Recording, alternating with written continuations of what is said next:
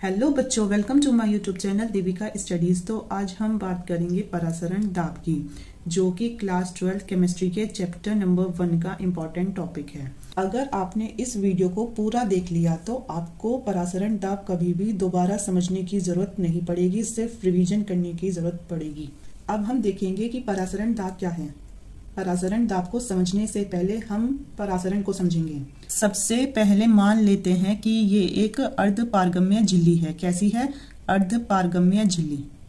तो ये है हमारी अर्धपारगम्य झिल्ली। इसमें इधर होती है हमारी निम्न सांद्रता। ये क्या है? निम्न सांद्रता। ठीक है, तो इसे कहेंगे निम्न सांद्रता। और इधर होती है हमारी उच्च सांद्रता। तो ये हमारी उच्च सांद्रता। और ये है इसमें हमारे विलायक के कण। ये हैं विलायक के कण जो कि निम्न सांद्रता से उच्च सांद्रता की ओर जाते हैं। जो कि निम्न सांद्रता से उच्च सांद्रता की ओर जाते हैं। और हाँ बच्चों, ये हमारी अर्धपारगम्य झिल्ली। क्या है ये? अर्धपारगम्य झिल्ली।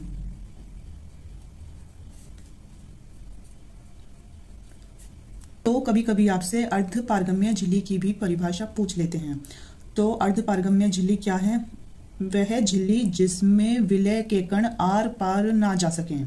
मतलब कि वह झिल्ली जिसमें विलय के कण आर पार ना जा सकें, जबकि विलायक के कण आसानी से चले जाएं, तो ऐसी झिल्ली को अर्धपारगम्य झिल्ली कहते हैं। ठीक है, हम बात कर रहे थे परासरण की। तो इसकी परिभाषा क्या है कि अर्धपारगम्य झिल्ली द्वारा निम्न सांद्रता से उच्च सांद्रता की ओर विलायक के कणों का स्वतः प्रवाह या खुद ही चले जाना, यही गुण इनका परासरण कहलाता है।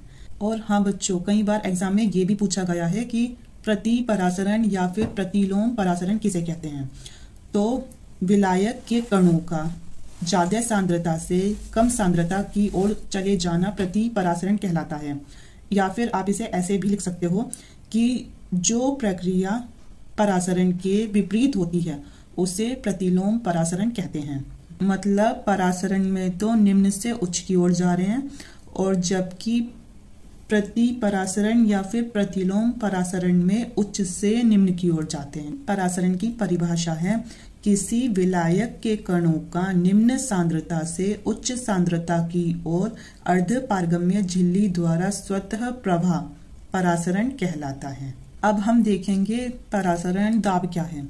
तो अगर हम अर्धपारगम्य झिल्ली पर कोई प्रेशर लगा दें, मतलब दाब लगा दें, तो विलायक के कणों का प्रवाह जो है वो क्या हो जाता है? रुक जाता है, स्टॉप हो जाता है।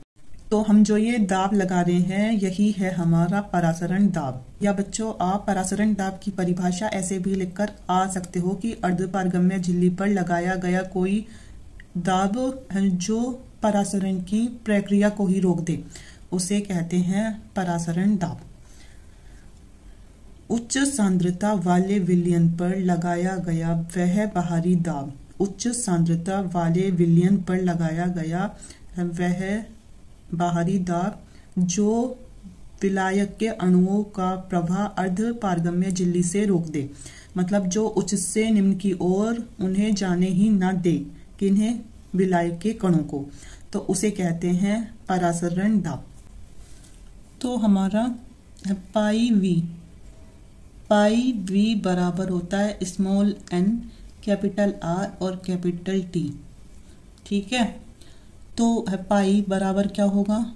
पाई बराबर हो जाएगा NRT अपॉन में कैपिटल V। ये कैपिटल V अपॉन में क्यों आया? क्योंकि ये इजिकल टू के इधर आया, इसलिए ये किस में आ गया? अपॉन में आ गया। तो हमारा पाई बराबर होता है NRT अपॉन कैपिटल V। इस वाले फॉर्मूले पर न्यूमेरिकल खूब बनते हैं, तो आपको ये फॉर्मूला अच्छे से याद होना चाहिए। अब चूंकि N अपॉन V किसके बराबर होता है? चूंकि N अपॉन V बराबर होता है C के। C क्या है? सांद्रता। ठीक है, तो अब इसमें n अपॉन v की जगह क्या रख दो? c। तो हो जाएगा फॉर्मूला कि pi is equal to n upon v की जगह रख दिया c, तो CRT। तो एक फॉर्मूला ये हो गया कि pi is equal to CRT। तो ये भी हमारा इंपॉर्टेंट फॉर्मूला है कि पाई बराबर CRT, मतलब n अपॉन v की जगह बस क्या रख दिया, c रख दिया। आप r की जगह s भी रख सकते हो, तो हो जाएगा हमारा फॉर्मूला कि पाई बराबर CST। तो इसके 3 फॉर्मूले तो यही हो गए जो एग्जाम में पूछे जाते हैं इन पर न्यूमेरिकल्स। और हाँ बच्चों, एक तो n अपॉन v बराबर c होता है, एक और फॉर्मूला होता है, क्योंकि हमें पता है चूंकि n बराबर होता है भार बटे अणुभार के, मतलब स्मॉल n की जगह वो क्या होता है, स्मॉल n बराबर होता है small w upon small m के। तो ये इसमें रख दोगे तो क्या बन जाएगा, ये यहाँ पे लिख देते हैं हम कि अगर इसमें रख देते हैं हम तो हो जाएगा पाई बराबर n की जगह रख दो small w upon small m, जो कि गुना किससे हो, कैपिटल V से, और w गुना होंगे कैपिटल R और T से। इस फॉर्मूले पर भी आपके एग्जाम में न्यूमेरिकल बनता है, तो इसे छोड़कर नहीं जाना है, अच्छे से देख कर जाना है कि pi is equal to WRT upon m into V। अब हम देखेंगे इसमें पाई क्या है, R क्या है, V क्या है, T क्या है, ये सब। तो हमारा पाई है परासरण दाब, पाई क्या है, परासरण दाब है, और C क्या है, सांद्रता है, और कैपिटल R क्या है, कैपिटल R है गैस नियतांक, या आप इसे गैस स्थिरांक भी कह सकते हो, और कैपिटल T क्या है, कैपिटल T है यहाँ हमारा परम ताप।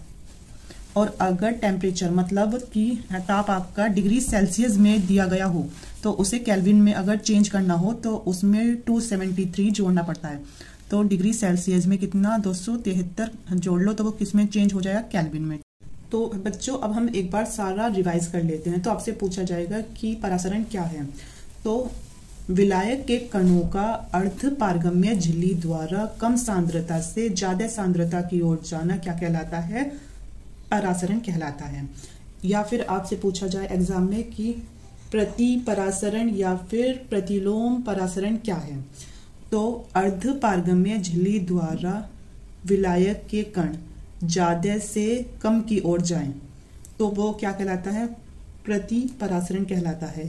अगर आपसे पूछा जाए कि परासरण दाब क्या है, तो अर्ध पारगम्य झिल्ली पर कोई दाब लगा दिया जाए जो कि विलायक के कणों को इधर से उधर जाने ही ना दे, तो इसी दाब को कहते हैं हम परासरण दाब। आई होप आपको ये वीडियो पसंद आई हो। अगर पसंद आई हो तो please like, share and subscribe my channel. Thank you.